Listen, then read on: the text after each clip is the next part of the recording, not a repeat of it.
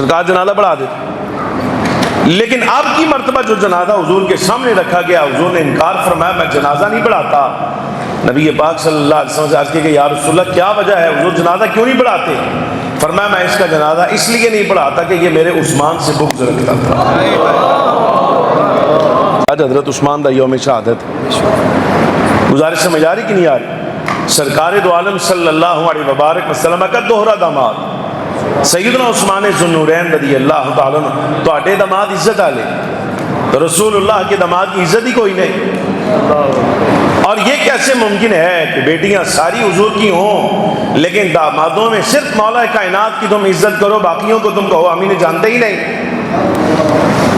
میں کہہ رہا ہوں کہ حضرت عثمان کے بارے میں، سرکار کے داماد کے بارے میں جو یہ کہے میں جانتا نہیں، نبی پاک صلی اللہ علیہ وبارک وسلم فرما رہے میں جنازہ نہیں پڑھاتا. اب یہ بات میں آپ کو سمجھا رہا ہوں. حضرت عثمان سے بغض رکھنے والے کے بارے میں حضور جنازہ پڑھانا پسند نہیں فرماتے، آپ پڑھنا کیسے گوارا کر لیتے؟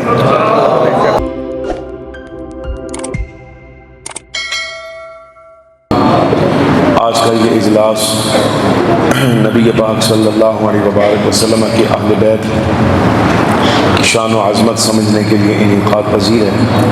حکم نامہ موصول ہوا، حاضر خدمت ہوں. بس بہت مختصر دورانیے میں کوئی 20-25 منٹ کا دورانیہ ہے جو گفتگو آپ کے سامنے عرض کرنی ہے، اس لیے توجہ درکار ہے. عزت مآب سامعین حضرات،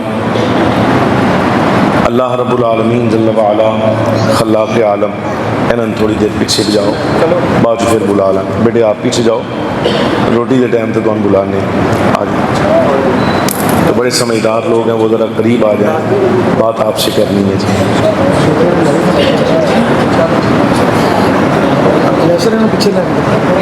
تھوڑی دیر کے لیے پیچھے بٹھا دیں، بڑے بندے آ گیا.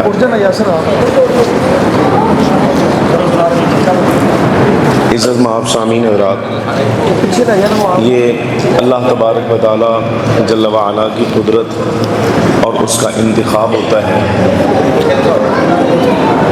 انسان جس وقت اس دنیا میں آتا ہے، تو رب العالمین جل وعلا نے جو قانون ازلی ابدی بنایا ہے، یعنی اس کا تولد ماں باپ کے ذریعے سے ہوتا ہے، اس دنیا میں آمد والدین کے سبب سے ہوتی ہے. لیکن یہ انتخاب اللہ رب العالمین جل وعلا کا ہوتا ہے کہ وہ کس بندے کے لیے کس کو ماں باپ کا درجہ عطا فرماتا ہے اور کسے اولاد کی حیثیت میں رکھتا ہے. جتنے احباب یہاں موجود ہیں یہ سب کو معلوم ہے، سمجھدار ہیں سارے، کہ ہمارے لیے والدین کا انتخاب اللہ رب العالمین جل وعلا نے ہم سے پوچھ کر نہیں کیا. عالم ازل میں اللہ تبارک و تعالی جل وعلا نے ہم سے یہ پوچھا نہیں بتاؤ بھئی تمہاری والدہ کون ہونی چاہیے اور تمہارا والد کون. ایسے ہی عالم ازل میں ہم سے یہ بھی نہیں پوچھا گیا کہ بتاؤ تمہیں اولاد کے طور پر کون پسند ہے، بیٹے کتنے چاہیے، بیٹیاں کتنی چاہیے. رب العالمین جل وعلا نے ہمیں یہ اختیار نہیں دیا، یہ اسی کا نظام ہے. یہ بات بھی سمجھ لیجئے کہ نظام جو چل رہا ہے یہ حادثاتی بھی نہیں ہے. ایسا نہیں ہے کہ جو جس کا باپ ہے یا جو جس کی اولاد ہے یہ سب بس اچانک نظام چل رہا ہے اور بس جیسے تیسے ہے، اس کی کوئی ترتیب نہیں ہے. ایسا نہیں ہے. اللہ رب العالمین جل وعلا کی تدبیر اور اس کی تقدیر کو اس مسئلے میں پورا دخل ہے. یہ رب العالمین جل وعلا کا اختیار ہے کہ رب تعالیٰ جل وعلا نے اولاد، ماں باپ، یہ جو نظام سارا ترتیب دیا ہے یہ اس کی تدبیر کے ساتھ اور اس کی منشا و مرضی کے ساتھ. خلاصہ کلام یہ نہیں کہ ماں باپ کون ہوں گے اور اولاد کون، یہ انتخاب اللہ کا ہے. کس کے لیے؟ آپ کے لیے اور ہمارے لیے، جن کی ویسے بارگاہ حق میں ایسی کوئی عزت وقت نہیں. ہم نے اپنی نماز روزے کے ذریعے اللہ رب العالمین جل وعلا کو کوئی ایسا راضی نہیں کیا. آپس میں بیٹھے ہیں، ہر بندہ اپنے عمل کے بارے میں جانتا ہے. میں اپنے بارے میں اعلانیہ کہتا ہوں، میرا کوئی ایسا عمل ہے نہیں جس کے بارے میں کہوں کہ ہاں میں اپنے رب کو راضی کر چکا ہوں، مجھے نہیں معلوم۔ اور اکثریت ایسی ہی ہے جنہیں اس بارے میں کچھ معلوم نہیں ہے کہ ان کا رب ان کے اعمال سے راضی ہے یا نہیں۔ تو آپ یہ اندازہ فرمائیے، آپ اور میں جیسے لوگ جنہیں اس بارے میں معلوم نہیں کہ ہمارا رب ہمارے عمل سے راضی ہے یا نہیں، اس کے باوجود بھی رب العالمین جل وعلا یہ ترتیب خود لگاتا ہے کہ بھئی اس کا باپ کون ہے اور اس کی اولاد کون۔ آج تک میرے خیال سے کوئی سمجھدار آدمی ایسا میں نے تو نہیں دیکھا کہ جو اپنے والد کے بارے میں یہ کہے کہ یار اے کاش یہ میرا باپ نہ ہوتا۔ کوئی کم نصیب میں نے تو ایسا نہیں دیکھا، اے کاش کہ یہ میرا باپ نہ ہوتا۔ یا کوئی یہ بندہ جو اپنی اولاد کے لیے یہ کہے کہ بھئی اس کے میں بیٹا ہونے پر راضی نہیں، ایسا کوئی بندہ آپ کے سامنے نہیں آئے۔ ماں باپ کا حق جانا، ان کا اکتا جانا وہ ایک الگ مسئلہ ہے، لیکن کبھی بھی اللہ رب العالمین جل وعلا کی تقدیر پر ناراض رہنے والا بندہ رب العالمین جل وعلا کو قرب نہیں پاتا۔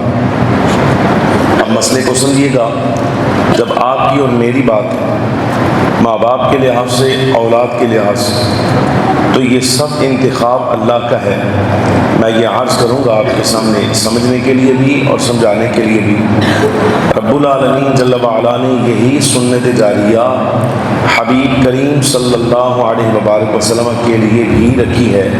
سرکار دو عالم صلی اللہ علیہ وبارک وسلم کے لیے والدین کون ہیں یہ انتخاب بھی اللہ کا ہے، حضور کی اولاد کون ہیں یہ انتخاب بھی اللہ کا ہے، حضور کے حرم کی زینت بن کر حضور کے نکاح میں جو ازواج آئیں یہ انتخاب بھی اللہ کا ہے، اور قیامت تک آنے والی بنی آدم میں سے کون بندہ حضور کا کلمہ پڑھ کر نبی پاک صلی اللہ علیہ وسلم کے دور میں ہو کر حضور کی مجلس میں بیٹھے گا یہ انتخاب بھی اللہ کا ہے۔ اب اگر کوئی بندہ فخر عالم نور مجسم صلی اللہ علیہ وبارک وسلم کے لیے رب کے انتخاب پر اعتراض اٹھائے، یعنی حضور کی ازواج میں سے کسی زوجہ محترمہ کے بارے میں کوئی غلط بات بکے، تو اس کا مطلب یہ ہے کہ وہ سرکار کی نسبت پر اعتراض نہیں کر رہا، رب کے انتخاب پر اعتراض کر رہا ہے کہ رب کا انتخاب ٹھیک نہیں تھا۔ حضور کی کسی صحابی پر اعتراض کرتا ہے، اس کا مطلب یہ ہے کہ وہ حضور کے صحابی پر حضور کی نسبت پر اعتراض نہیں کر رہا، بلکہ وہ اللہ کے انتخاب پر اعتراض کر رہا ہے کہ رب کا انتخاب ٹھیک نہیں۔ یہ دنیا اچانک تو نہیں چل رہی نا، یہ تو ملحدین، زندیق اور بے ایمان لوگوں کا مذہب ہے جو اللہ تبارک و تعالیٰ خلاق عالم کے وجود پر ایمان نہیں رکھتے، یہ ان کا مذہب ہے۔ بس ٹھیک ہے، دن جاتا ہے تو رات آ جاتی ہے، پھر رات جاتی ہے تو دن آ جاتا ہے، یوں یہ دنیا کا نظام چل رہا ہے، یہ ملحدین کا مذہب ہے۔ کلمہ گو شہادتین کا اقرار کرنے والوں کا مذہب یہ نہیں ہے۔ اقرار شہادتین کرنے والے تو اس بارے میں ہر آن ہر لحظہ اسی پر یقین رکھتے ہیں کہ دن رات کا نظام ہو یا جو بھی کائنات کا سارا سرکل چل رہا ہے یہ بغیر صانع کے یا بغیر خالق کے نہیں چل رہا، اتنا بڑا نظام چلانے والا کوئی تو ہے پیچھے۔ تو یہ نظام چلانے والے کے نظام پر اعتراض ہے کہ نظام ٹھیک نہیں بنایا۔ آپ اندازہ فرمائیے، یہ دیکھیے، غور فرمائیے، آج 14 صدیاں گزر گئیں، سمجھیے گا، آپس میں بیٹھے ہیں، یہ اہل سنت و جماعت کا حلقہ ہے، صرف اتنا سمجھائیے، سادات کرام نبی پاک صلی اللہ علیہ وبارک وسلم کی آل اولاد عزت والی ہے نا؟ آج کرتے ہیں حضور کی اولاد کی عزت کرتے ہیں آپ، ہے نا؟ اب مسئلہ سمجھیے گا، اس زمانے میں ہم جی رہے ہیں، یہاں بعض اذہان ایسے بھی ہیں جن کی یہ تمنا ہے کہ ہمیں عزت وہ ملے جو ہم سے پہلوں کو ملی۔ اس میں اللہ نے درجہ بندی رکھی۔ مثلا میں جن بزرگوں کی اولاد میں سے ہوں، حضرت شاہ ابو المعالی رحمۃ اللہ تعالی علیہ، آپ 4 صدیاں پہلے ہوئے، جو کام ظاہر ہے دین کا انہوں نے کیا ہے وہ ابھی تک میں تو نہیں کر سکا، فقط ان کی اولاد ہونے کے ناطے میں کہوں کہ دنیا مجھے ایسے یاد کرے جیسے حضرت شاہ ابو المعلی رحمۃ اللہ علیہ کو یاد کرتی ہے، تو یہ میری کم عقلی ہے۔ عزت اپنی جگہ رہے، ان بزرگوں کی نسبت کی وجہ سے آپ کا حیا اپنی جگہ رہا، لیکن اگر میں اس حیا کو دیکھ کر یہ تمنا کرنے لگ جاؤں کہ لوگ مجھے وہ عزت دیں جو حضرت صاحب رحمۃ اللہ علیہ کو ان کے زمانے میں ملی ہے، تو یہ عقل مندی تو نہیں۔ مسئلہ سمجھیے گا، سادات کرام عزت والے ہیں نا، آج کرتے ہیں آپ عزت، حضور کی اولاد کا حیا کرتے ہیں نا آپ اندازہ فرمائیے کہ 14 صدیاں گزرنے کے بعد حضور کی اولاد کا حیا ہے، جہاں سرکار کی اولاد میں میرے جیسا نکما آدمی آپ کے سامنے موجود ہے۔ آپ کھڑے ہو جائیں، ہاتھ چومیں، عزت کریں، تعظیم کے ساتھ بٹھائیں، بات سنیں، یہ فقط اس لیے ہے کہ پیچھے حضور پر نور صلی اللہ علیہ وسلم کا نسب مبارک کھڑا ہے۔ مسئلہ سمجھا رہا ہوں، میری آپ سے رشتہ داری تو کوئی نہیں، یہ سارا کچھ آپ سرکار کے حیا کی وجہ سے کر رہے ہیں، حضور کی نسبت کی وجہ سے کر رہے ہیں۔ لیکن اگر کوئی بندہ مثال کے طور پہ سادات کرام میں سے اس ذہن پر آ جائے کہ جو عزت اللہ تبارک و تعالیٰ نے حضرات حسنین کریمین کو عطا فرمائی ہے وہ مجھے دی جائے، شہزادگان کریمین سیدنا امام حسن مجتبیٰ اور سیدنا امام علی مقام سید الشہداء امام حسین رضی اللہ تعالی عنہ، جو عزت ان کو ملی ہے اللہ تبارک و تعالی نے دی ہے وہ مجھے ملے، تو بھائی سمجھدار آدمی سامنے بیٹھ کر کہے گا بھائی یہ تمنا ٹھیک نہیں، اس لیے کہ حسن مجتبیٰ عزت والے ہیں اپنی خدمت کی وجہ سے، اپنے کام کی وجہ سے، حسین علی مقام عزت والے ہیں اپنے کام کی وجہ سے، جو خدمت انہوں نے دین کی ہے۔ بھائی آپ شاہ صاحب آپ تے کرج رہ کے ایسیاں زندگیاں گزار رہے ہو تے ایتھے تسی آکو کہ سان عزت وہ والی ملے، تو یہ ممکن نہیں، اس لیے کہ آپ یہ اندازہ فرمائیے تبت صحرا میں نبی پاک صلی اللہ علیہ وبارک وسلم کی شریعت کے نفاذ کے لیے 72 جانثاروں میں 22 اہل بیت سمیت سارے جانثاروں کی خدمت جامع شہادت کی صورت میں بارگاہ الہی میں پیش کرنا، یہ حوصلہ، یہ جگر امام حسین کا ہے، ہمارا نہیں ہے۔ یہ خدمت ان کی ہے۔ بھائی زین العابدین سید ہے، بیٹھا اے سی جو ہے، زین العابدین کی دین کی خدمت میں فرق یہ ہے یہ کرسی پر بیٹھ کر خدمت کر رہا ہے۔ اب کرسی پر بیٹھ کر خدمت کرنا اور سرکار کا امامہ سر پہ رکھ کے مولا کائنات کی تلوار ہاتھ میں اٹھا کر کنبہ دے کر تبت صحرا میں جان دینا، یہ حسین علی مقام کا کام ہے بھائی، بڑا فرق ہے، زمین آسمان سے زیادہ فرق ہے۔ اس کا مطلب یہ ہوا کہ بندہ اپنی خدمت سے جانا پہچانا جاتا ہے۔ یہ مسئلہ سمجھ جائیں، یاد فرمائیے، عزت مآب سامعین حضرات، نبی پاک صلی اللہ علیہ وبارک وسلم کی آل اولاد ہو، یعنی خاص حضرات حسنین کریمین، اور پھر وہ ذریت مطہرہ، اور پھر ان کے بعد سرکار کی ازواج ہوں یا حضور کے اصحاب، یہ سارے کے سارے اللہ رب العالمین جل وعلا نے حضور کے لیے منتخب فرمائے ہیں۔ اگر میں ان کے برابر کا ہوتا معاذ اللہ ثم معاذ اللہ، تو میں حضور سے 14 صدیاں دور نہ اٹھایا جاتا، نہ حضور کے زمانے میں اٹھایا جاتا۔ اب اللہ رب العالمین جل وعلا نے جو عزتیں اس پوری جماعت کو عطا فرمائی، تفصیل میں جاؤں اگر بہت ساری باتیں، مسئلہ دیکھیں نا آپ، سارے بیاہ بھرے ہو گلو سمجھنا، بیاہ بھرے ہو تھی اکثریت شادی شدہ لوگوں کی، جب مولوی صاحب کا خطبہ یاد ہوئے ڈر نہ ہوئے کلمہ پڑھنے کا، اور سب کلمہ پڑھانا تو بعض شہروں میں میں نے دیکھا ہے، گاؤں دیہات میں وہاں نکاح پڑھانے کے لیے دولہے کو کہا جاتا ہے چل پہ کلمے سنا۔ اب وہاں دولہا کام پڑا ہوتا ہے، کلمے سنانے پینے ان کرنا کی ہے، تو اس کو تو یاد نہیں رہتا کہ خطبے میں امام صاحب نے آیت کون سی پڑھی ہے۔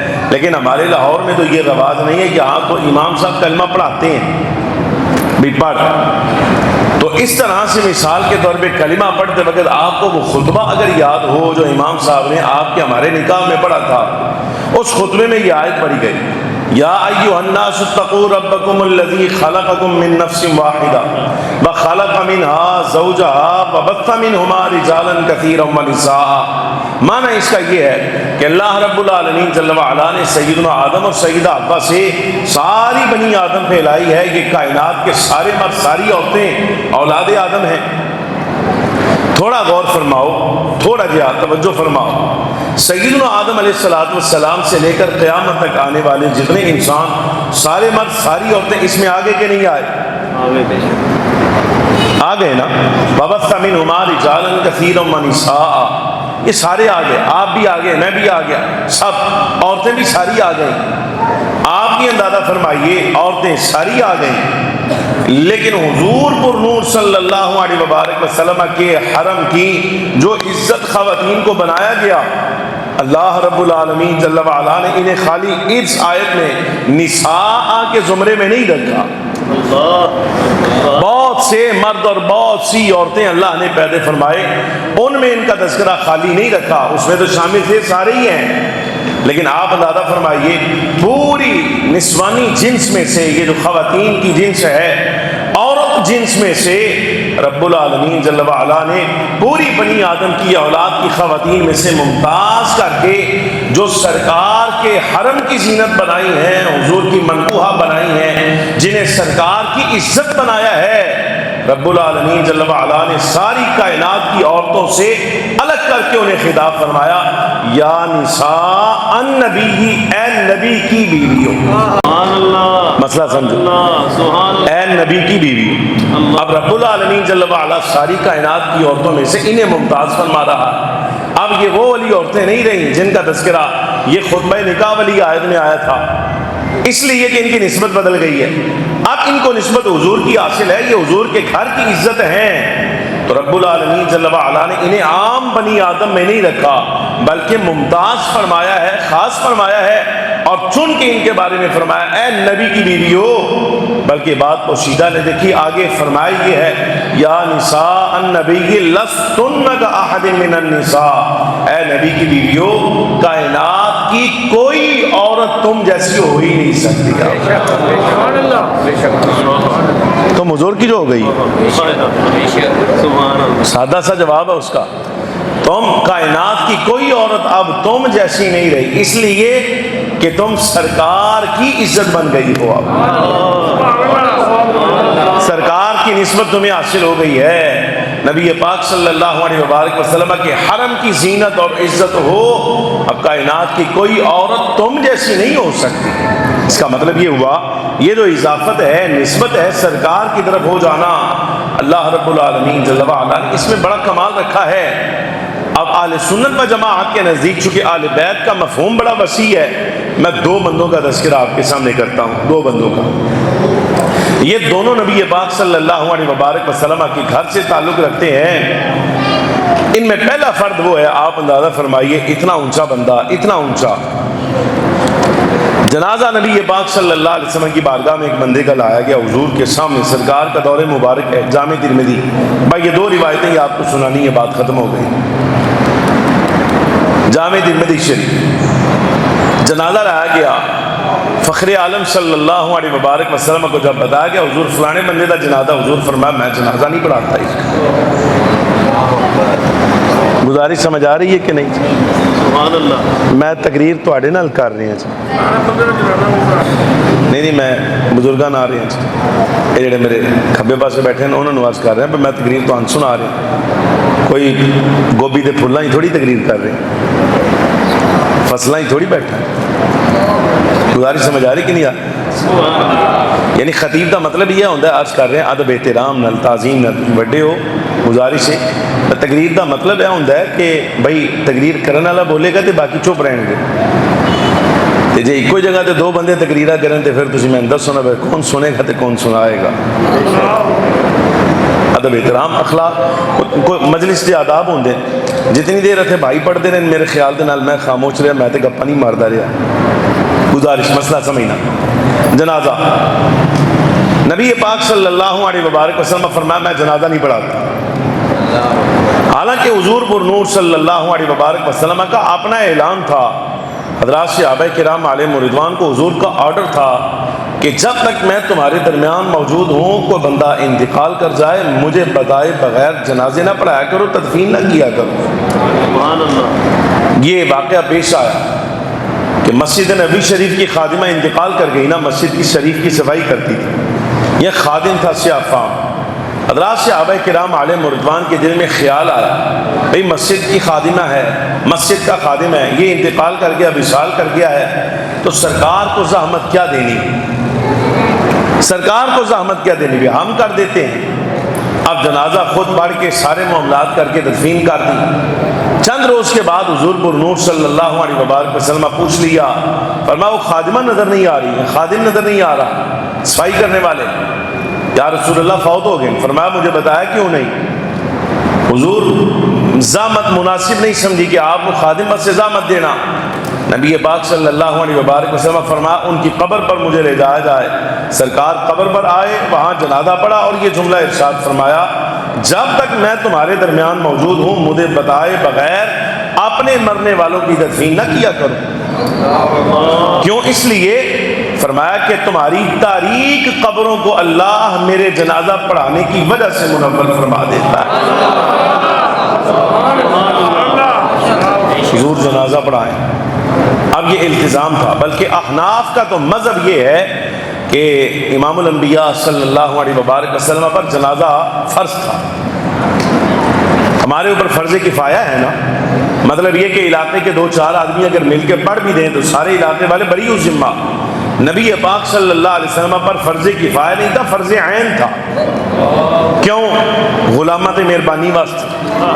لیکن عجب بات یہ ہے کئی جنازے سامنے آئے، ان کئی آئے، حضور نے کئیوں کے بارے میں فرمایا میں نہیں پڑھاتا۔ ایسے ایک جنازہ سامنے رکھا گیا، حضور فرمایا میں نہیں پڑھاتا۔ یا رسول اللہ کیوں؟ فرمایا اس پر قرض ہے، قرضہ ادا نہیں کیا اس نے۔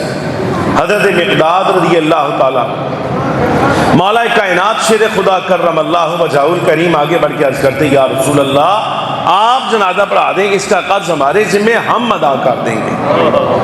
سرکار جنازہ پڑھا دیتے، لیکن اب کی مرتبہ جو جنازہ حضور کے سامنے رکھا گیا حضور نے انکار فرمایا میں جنازہ نہیں پڑھاتا۔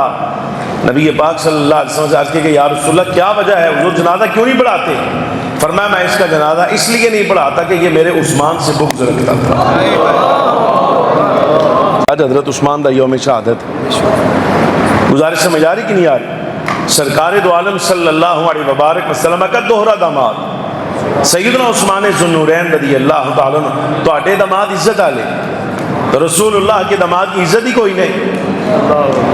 اور یہ کیسے ممکن ہے کہ بیٹیاں ساری حضور کی ہوں لیکن دامادوں میں صرف مولا کائنات کی تم عزت کرو، باقیوں کو تم کہو امین جانتے ہی نہیں۔ میں کہہ رہا ہوں کہ حضرت عثمان کے بارے میں سرکار کے داماد کے بارے میں جو یہ کہے میں جانتا نہیں، نبی پاک صلی اللہ علیہ وبارک وسلم فرما رہے میں جنازہ نہیں پڑھاتا۔ اب یہ بات میں آپ کو سمجھا رہا ہوں، حضرت عثمان سے بغض رکھنے والے کے بارے میں حضور جنازہ پڑھانا پسند نہیں فرماتے، آپ پڑھنا کیسے گوارا کر لیتے؟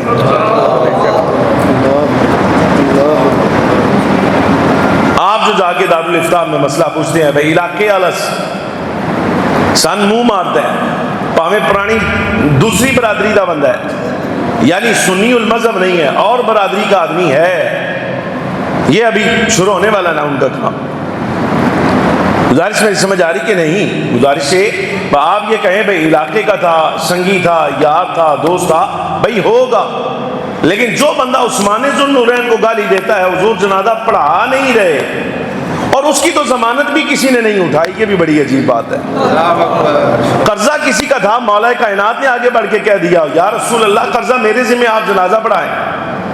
حضرت مقداد نے آگے بڑھ کے کہہ دیا یا رسول اللہ قرضہ میرے ذمہ ہے، جنازہ آپ پڑھائیں، حضور پڑھا دیتے تھے۔ لیکن عثمان سے بغض رکھنے والا اتنا مبغوض ہے اور ایسا گمراہ آدمی ہے، بھائی ایسے کی تو ضمانت علی المرتضیٰ بھی نہیں اٹھاتے۔ قرضے کی ضمانت اٹھائی ہے نا، میں حدیث پڑھ رہا ہوں آپ کے سامنے، قرضے کی ضمانت اٹھائی ہے حضرت سیدنا مولا کائنات شیر خدا، لیکن جب سرکار نے یہ بات فرمائی کہ عثمان سے بغض رکھتا تھا میں جنازہ نہیں پڑھاتا، تو مولا کائنات نے آگے بڑھ کر یہ تو نہیں کہا یا رسول اللہ میرے ذمہ پاؤ تو جنازہ پڑھا چھڈو۔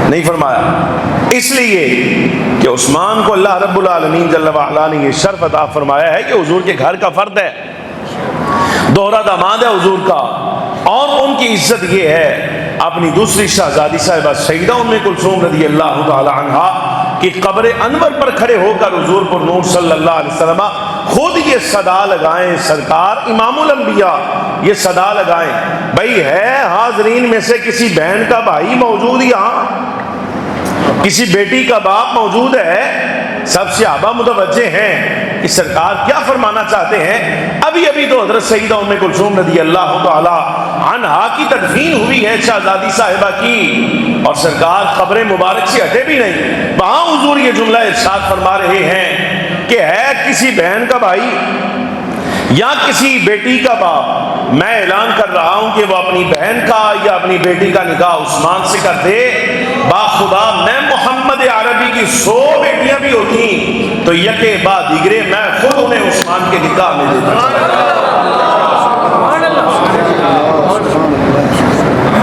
مائدہ لا لگے کرو نا جڑا کہ سرکار حضرت عثمان کے مال کی وجہ سے کہتے ہیں، عثمان کے پاس مال بہت زیادہ تھا،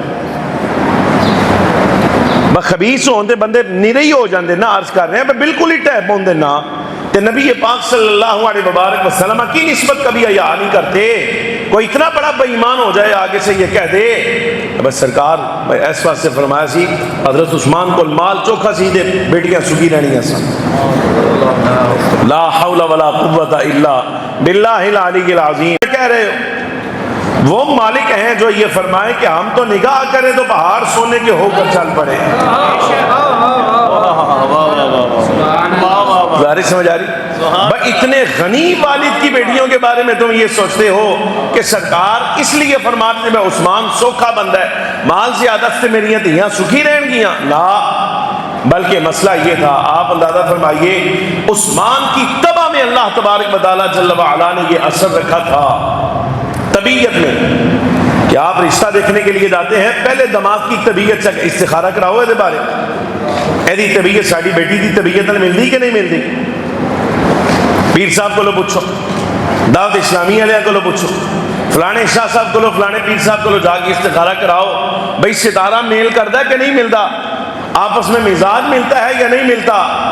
آپ یہ اندازہ فرمائیے حدیث کا معنی کیا ہے، معنی سمجھا رہا ہوں، جب سرکار یہ فرما رہے ہیں نا کہ یکے بعد اگرے میری 100 بھی ہوتی تو یکے بعد اگرے عثمان کے نکاح میں دے دیتا، تو سرکار یہ اعلان فرما رہے ہیں کہ میرے خلق میں میری طبیعت میں اللہ تبارک و تعالی جل وعلا نے جو اثر رکھا ہے کہ مجھ سے جو اولاد پیدا ہو اگر وہ بیٹیاں ہوں تو عثمان کو اللہ نے اخلاق وہ دیے ہیں کہ یکے بعد دیگرے 100 بیٹیاں بھی عثمان دے نکاح دیا تے تاں بھی کسی دا اخلاق عثمان دے اخلاق دے نال خراب نہیں ہون لگا۔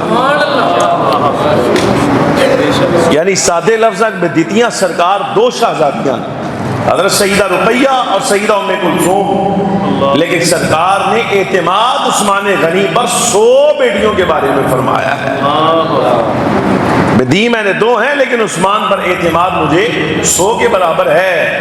اور کیا جملہ حضور کو نور صلی اللہ علیہ وسلم نے ارشاد فرمایا، آپ نادہ فرماؤ حضرت عثمان کے بارے میں، نبی پاک صلی اللہ علیہ وبارک وسلم ارشاد فرمایا ہر نبی کا جنت میں کوئی نہ کوئی سنگی ہوگا، میں محمد عربی صلی اللہ علیہ وبارک وسلم کا جنت میں سنگی دوست عثمان ذوالنورین رضی اللہ عنہ، جنت میں میرا سنگی۔ دوسری شخصیت، بات ختم، یہ بھی نبی پاک صلی اللہ علیہ وسلم کے داماد، اللہ اکبر سبحان اللہ، حضرت عثمان بھی داماد، یہ دوسرا بھی داماد۔ فخر عالم صلی اللہ علیہ وبارک وسلم سامنے ایک بندے نے بد اخلاقی کی تھی حضور دی بارگاہ دے اندر، اور بدتمیزی بد اخلاقی بے ادبی کرتے ہوئے اس نے حضور کا نام لے کر کہا کہ انصاف کیجئے مال غنیمت کی تقسیم میں۔ سیدنا فاروق اعظم رضی اللہ عنہ تلوار کٹ کے عرض کی یا رسول اللہ اجازت دیجیے میں اس کی گردن اڑا دوں، فرمایا نہیں اڑانی۔ خالد ابن الولید نے اجازت چاہیے، حضور مجھے اجازت دیجیے میں اس کی گردن اڑاؤں، فرمایا نہیں اڑانی۔ جامع صحیح بخاری کی روایت ہے جب پلٹ کر پشت پھیر کے گیا نا تو سرکار نے نگاہ ڈالی اس کی پشت پر، سبحان اللہ سبحان اللہ سبحان اللہ۔ بین الصلب والترائب، یہ جو اولاد کا سنگم ہوتا ہے نا، اولاد کا سنگم، یہ باپ کی صلب اور والدہ کے سینے سے تعلق رکھتا ہے۔ حضور پر نور صلی اللہ علیہ وسلم نے جب اس کی پشت پر نگاہ ڈالی، حدیث کے لفظ نے فرمایا اس کی نسل سے کئی ایسے آئیں گے قرآن پڑھیں گے ان کے حلق سے نیچے نہیں اترے گا۔ اور بعض روایات میں جامع صحیح میں وہ لفظ موجود ہے، فرمایا اگر میں نے وہ دور پایا تو میں ان کی گردنیں ایسے اڑاؤں گا، ایسے ان کو قتل کروں گا جیسے اللہ رب العالمین جل وعلا نے قوم عاد قوم ثمود کو جڑ سے اکھاڑ دیا۔ حضور کس کے حصے میں آئے گا؟ فرمایا یہ اس کے حصے میں آئے گا جو اس وقت سائڈ پہ بیٹھا میرے نعل شریف کو پیوند لگا رہا ہے، سرکار کے نعلین شریف کو پیوند لگا رہے ہیں۔ رات صحابہ کرام متوجہ ہوئے، دیکھا یہ کون ہے، یہ کون ایسا خدمت گزار ہے جو نبی پاک صلی اللہ علیہ وسلم کے نعل شریف کو پیوند لگا رہا ہے۔ تو کل صحابہ کرام علیہم رضوان جو مجمع میں موجود تھے انہوں نے عرض کیا، نگاہ اٹھی تو دیکھا سامنے مولا کائنات شیر خدا کر رحم اللہ وجہہ الکریم، شیر خدا سرکار کی بشارت ہے۔ یہ وقت آیا، حضرت صدیق اکبر کے 2.5 برس گزر گئے، بے ایمان ظاہر نہیں ہوئے، سامنے نہیں آئے۔ سیدنا فاروق اعظم کے 10 سال گزر گئے خلافت کے، یہ بے ایمان سامنے نہیں آئے۔ حضرت عثمان کی خلافت کے 12 سال گزر گئے، بے ایمان سامنے نہیں آئے۔ مولا کائنات کا دور آیا تو خارجی مذہب کے لوگ جس وقت سامنے آئے نہروان کے مقام پر، آپ اندازہ فرماؤ، بس چھوٹا جا ایک لفظ تھوڑے واسطے عرض کرا، ہر دفعہ مناسب نہیں ہوتا، اچھی گل نہیں کہ کوئی بھی بندہ دین مذہب کی بات کرے تو آپ دیکھیں وہ اس کے سر پہ دستار ہے، داڑھی رکھتا ہے، شلوار ٹخنے سے اوپر رکھتا ہے، ہاتھ میں تسبیح رکھتا ہے، اس کی مان لو، اچھی گل نہیں ہوتی۔ دین کی بات صرف عالم ربانی اور مستند عالم سے لینی چاہیے، سمجھ آ رہی کہ نہیں یار؟ گلی بازار محلے میں چلتے چلتے 50 سال کے بعد کسی کو دل آ گیا کہ میں نمازاں پوریاں کر لواتے ہو تو چاڑ کے سارا کچھ کر کے 40 دن پڑھا ادھر نو ٹریا رہا، 30 دن ادھر نو ٹریا رہا، اس کے بعد پھر سمجھو بھائی یہ قوم کا رہنما ہو گیا ہے، یہ اچھی بات نہیں ہوتی۔ اور یہ ان لوگوں کا وتیرہ ہوتا ہے، یہ یاد رکھیے گا، پڑھتے قرآن ہے لیکن معنی غلط بیان کرتے ہیں۔ اب مولا کائنات کے دور میں جب یہ سامنے آئے تو انہوں نے حضرت شیر خدا کرم اللہ وجہہ الکریم کے بارے میں کہا کہ مولا کائنات مسلمان ہی نہیں رہ گئے، کافر ہو گئے۔ شیر خدا کرم اللہ وجہہ الکریم استغفر اللہ العظیم، اندازہ کرو او ذات جنہ نبی پاک صلی اللہ علیہ وسلم پیر والے دن اعلان نبوت فرمایا، منگل والے دن جو بندہ حضور کے ساتھ کھڑا ہو کر نماز پڑھ رہا ہے، ایسی ذات کے بارے میں وہ بے ایمان جنہیں حضور کو دیکھا بھی نہیں، وہ اس ذات کے بارے میں کہہ رہے ہیں کہ یہ مسلمان ہی نہیں رہ گئے۔ گزارش میری سمجھ آ رہی کہ نہیں آ رہی؟ آج بھی مل جائیں گے ایسے، علم سے دور دور تک کا جو ہے وہ ان کا تعلق نہیں، بند کمرے میں بیٹھ گئے ہیں، بند کمرے میں بیٹھ گئے اور کہیں گے بھئی ہم مفتی اعظم کو نہیں مانتے، ہم فلانے مولوی کو نہیں مانتے، فلانے عالم کو نہیں مانتے۔ یہ بے ایمان آدمی کا کام ہوتا ہے۔ اچھا بہرحال حضرت شیر خدا کرم اللہ وجہہ الکریم یہ جا بیٹھے نا جس وقت نہروان کے مقام پر، آپ 3000 کا لشکر لے کر سامنے آئے ان کا مقابلہ کرنے کے لیے۔ شاگرد تھے حضرت عبداللہ ابن عباس رضی اللہ عنہما، انہوں نے عرض کیا حضور مجھے اجازت دیجیے آخری مرتبہ میں ان سے بات کر لوں، ان کو سمجھانے کی کوشش کرتا ہوں، شاید انہیں بات سمجھ آ جائے۔ مولا کائنات شیر خدا نے فرمایا بے انہاں گل سمجھ نہیں آنی اس واسطے کہ انہاں دا حصہ ہی نہیں ہے ہدایت۔ عرض کیا حضور اتمام حجت آخری باری آخری نصیحت ایک باری کہہ کے دیکھ لیجیے۔ فرمایا ٹھیک ہے جاؤ۔ حضرت عبداللہ ابن عباس جیسا عالم فاضل آیا جن کو حضور مفسر قرآن فرماتے تھے، وہ بندہ سامنے آیا، سمجھایا، گل سمجھ نہ آئی، واپس آ گئے۔ تو فرمایا ہاں بھائی ابن عباس کیا بنا؟ عرض کہ حضور میں آیتاں پڑھی ہیں انہوں نے سمجھ نہیں آ رہی۔ تو آپ نے مولا کائنات نے تلوار نکالی اور تلوار نکال کر فرمایا اشارہ کرتے ہوئے فرمایا ان کا علاج ابن عباس اس میں ہے ہی نہیں جو تو نے سوچا تھا، میں نے حضور کی بارگاہ سے سن رکھا ہے ان کا علاج ہے ہی یہ۔ اعلیٰ حضرت فرمایا فرماندے نا بحر تسلیم علی میدان میں جس ویلے مولا کائنات شیر خدا میدان وچ اترن تے بڑے بڑے شاہ مرداں جڑے نے مرد میدانہ دے فرمایا سر جھکے رہتے ہیں تلواروں کے. جہاں علی المرتضیٰ سامنے کھڑے ہو جائیں تو کس کی مجال ہے تلوار لے کر سامنے آئے. 10,000 بندہ سامنے کھڑا ہے, مولا کائنات کی فوج 3,000. اندازہ فرماؤ جب جنگ ہوئی تو حال یہ ہے کہ 10,000 میں سے 10 بندے بھی ان کے زندہ نہیں رہے, ان بے ایمانوں کی تعداد ان کی زیادہ, لیکن چونکہ اللہ تبارک و تعالیٰ کی مدد و نصرت مولا کائنات کے ساتھ تھی تو حال یہ ہے مولا کائنات کے 3,000 لشکریوں میں سے 10 بندے زخمی بھی نہیں ہوئے.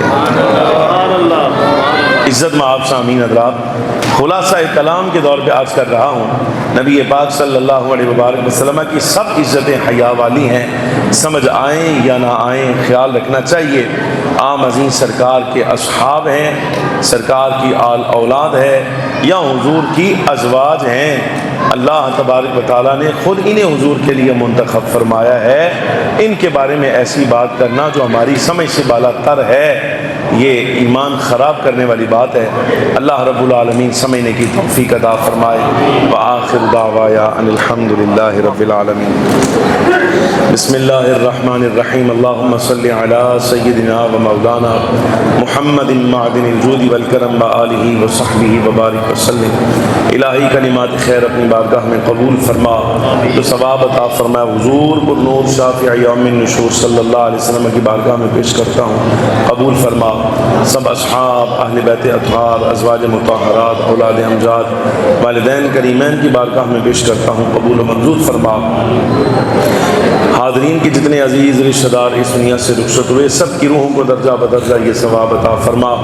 عزیزم حافظ عاصم کو اصحال کرتے ہیں, قبول فرما. الہ العالمین بے حساب مغفرت و بخشش فرما, برزخی درجات میں بلندیاں عطا فرما. ہمارے صغیرہ کبیرہ گناہوں کو معاف فرما, بیماروں کو صحت کاملہ عطا فرما, پریشان حالوں کی پریشانیاں دور فرما.